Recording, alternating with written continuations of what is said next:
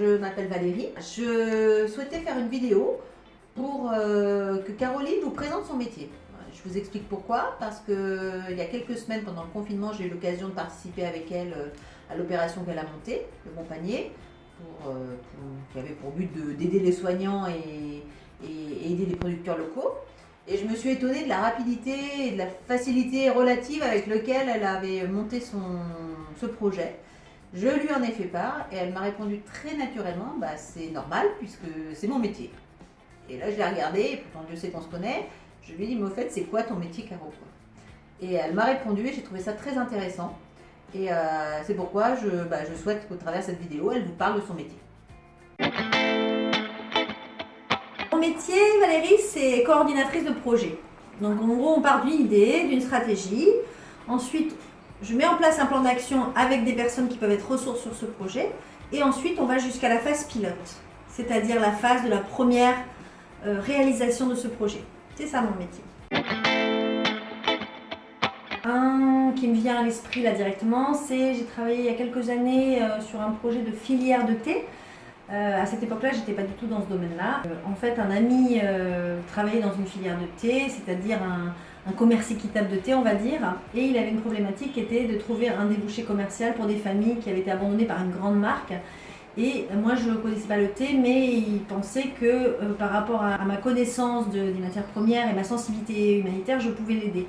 Donc j'ai été là-bas, je me suis formée, je me suis beaucoup formée au thé, j'ai demandé à des gens qui avaient déjà monté des filières comment ça marchait, j'ai essayé de trouver des idées pour les clients. La première chose que j'ai fait, c'est que j'ai écouté mon bon sens. Et là je me suis dit mais où est-ce que moi j'achèterais le thé en fait si j'étais un consommateur lambda. Et puis de là, petit à petit, au bout de quelques mois, ça m'a pris beaucoup de travail, je suis allée voir Nature et Découverte et je leur ai proposé un projet clé en main avec des emballages fabriqués en France, avec des boîtes remplies en ESAT, avec un projet de thé qui durait sur 5 ans au minimum pour pouvoir assurer aux familles là-bas un débouché durable. Et puis ça a marché. Et ensuite, j'ai fait des dégustations en magasin, parce que ça, c'est la phase qu'on oublie souvent, c'est la phase vraiment de pilote, sur laquelle j'insiste beaucoup, c'est-à-dire on le met en place concrètement jusqu'au bout. Donc on fait des dégustations en magasin, j'ai été un petit peu partout en France pour comprendre les problématiques des chefs de rayon et pour les aider dans leur compréhension du thé. Et ça a très bien marché, ça a été un super succès. Et voilà, j'ai été au bout du projet de A à Z et les familles ont été très contentes. On a fait beaucoup de vidéos et donc on a fait un échange entre toutes les personnes qui avaient participé au projet. On a fait du collectif, c'était super. Je pense que c'est primordial. Le collectif, c'est vraiment primordial. C'est-à-dire, je vais vous donner un exemple. J'ai travaillé dans la high-tech il y a presque 20 ans maintenant. Et la société dans laquelle je travaillais proposait des solutions innovantes. Et il y avait des gens qui développaient des applicatifs autour de ces solutions innovantes. Clairement, c'était des contrôles d'accès pour des universités, des contrôles d'accès dans différents secteurs.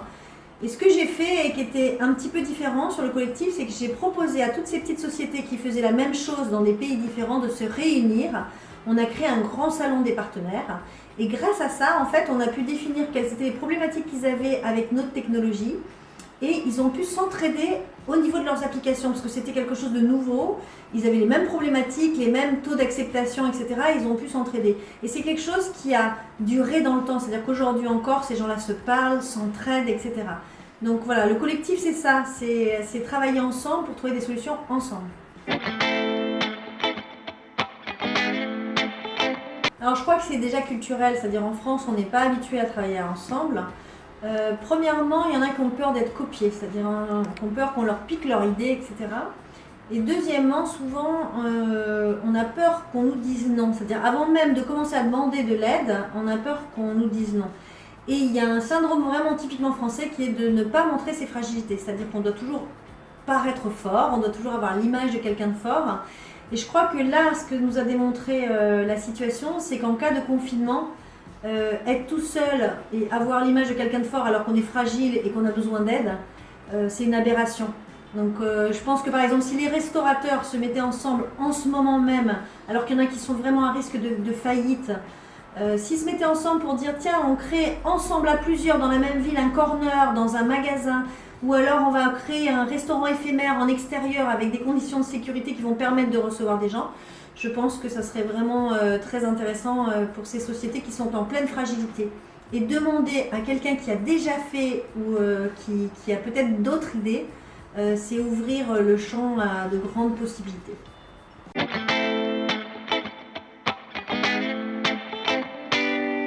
Alors, la première chose, c'est de comprendre leur écosystème. C'est-à-dire qu'aujourd'hui, beaucoup d'entreprises ont été confrontées à des problématiques par rapport au sourcing, par rapport à la distribution, par rapport à la consommation, par rapport à leurs employés.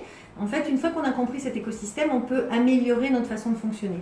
Et par exemple, si on prend une société qui aujourd'hui a eu des problèmes pour sourcer des emballages, et j'en connais plusieurs, en fait, on peut réfléchir à qu'est-ce qui existe plus proche de nous, qu'est-ce qui existe en France. Donc moi, je vais les aider à comprendre cet écosystème, à le connaître.